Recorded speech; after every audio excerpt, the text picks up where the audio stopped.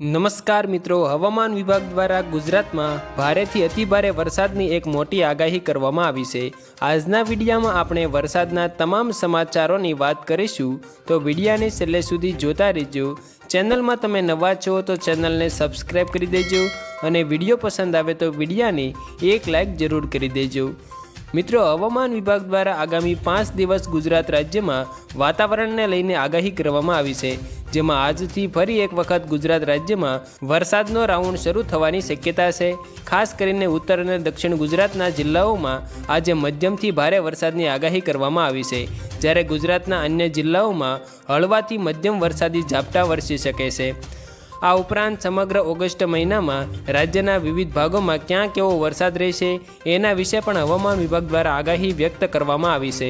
હાલમાં ગુજરાત રાજ્ય પર એક સિસ્ટમ સક્રિય હોવાને કારણે વરસાદી માહોલ જામી ગયો છે।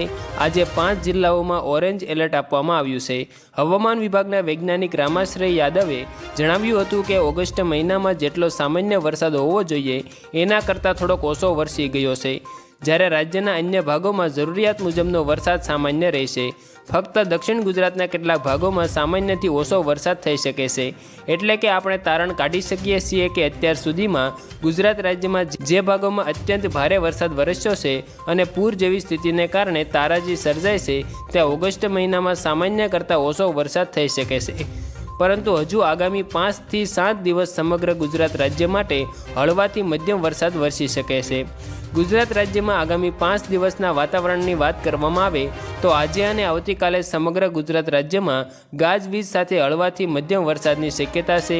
ઉપરાંત કેટલાક ભાગોમાં ભારે વરસાદ અને દક્ષિણ ગુજરાતના કેટલાક જિલ્લાઓમાં અતિભારે વરસાદ વરસી શકે છે।